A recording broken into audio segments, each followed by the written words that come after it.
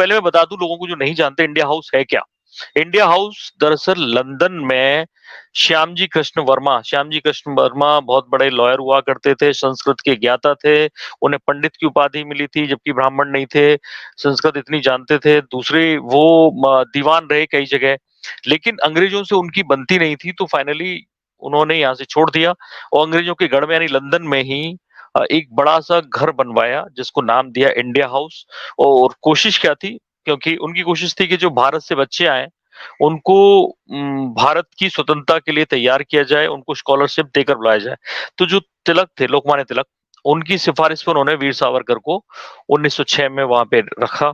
सावरकर पढ़ाई कर रहे थे बैरिस्टर की, वहां रहते थे। सावरकर ने धीरे धीरे लाइब्रेरीज का कार्ड वार्ड बनवाया और जो रिपोर्ट जाती थी 1857 की, उन रिपोर्ट्स को निकाला और एक किताब लिखी 1857 स्वातंत्र समर।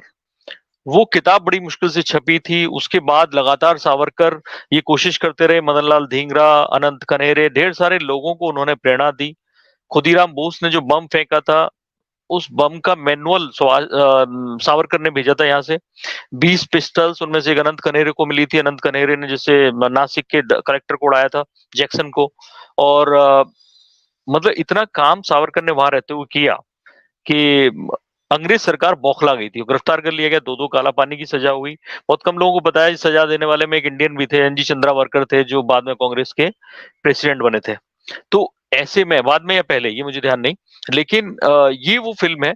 तो वो फिल्म श्यामजी कृष्ण वर्मा कौन है?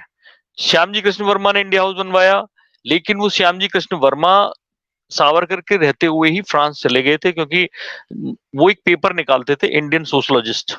वो पेपर इस टीजर में सबसे पहला सीन उसी पेपर का है, वो दिखाया है।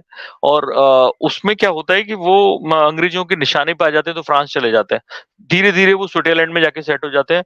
और स्विट्जरलैंड में इवन जब सावरकर जेल में चले गए, यानी उनको वहां जो इंडिया हाउस तो सील कर दिया गया, मदनलाल धींगरा को फांसी दे दी गई, अनंत कनेरे को फांसी दे दी गई, और सावरकर के साथियों को, सावरकर को पकड़ लिया गया। वहां से उन्होंने कोशिश की फ्रांस में भाग जाने की, लेकिन नहीं हो पाया। फाइनली उन्हें काला पानी में रख दिया गया। लेकिन 1930 में श्यामजी कृष्ण वर्मा की मौत हो जाती है और वो होती है स्विट्जरलैंड में, जिनेवा में। और जिनेवा की एक कोई सिमेट्री थी जहां पे अस्थि बैंक, जहां पे श्यामजी कृष्ण वर्मा को, क्योंकि उनके पास पैसा बहुत था, 100 साल के लिए फीस देते हैं अपनी और अपनी पत्नी की अस्थियों को सुरक्षित रखने के लिए। उन्होंने कहा कि एक व्यक्ति ऐसा आएगा, कोई ना कोई आएगा देशभक्त, जब देश आजाद होगा तो मेरी अस्थियां ले जाके विसर्जित कर देगा भारत में।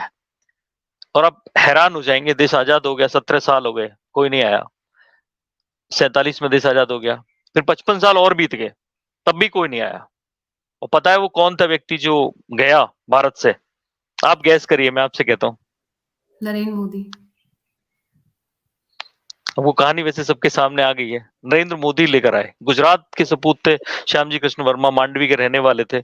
उन्होंने वो इंडिया हाउस, मोदी ने ये और किया कि अस्थियां लेके खुद आए स्विट्जरलैंड से उनकी, और वो सेम इंडिया हाउस जैसी प्रतिकृति, सेम मॉडल बनवाया उनके गांव मांडवी में, आज भी है वहां, उन दोनों की मूर्तियां लगवाई। और ये काम उन्होंने किया। जब 1930 में उनकी डेथ हुई थी श्यामजी कृष्ण वर्मा की, तो भगत सिंह को तब तक फांसी नहीं लगी थी, जेल में थे।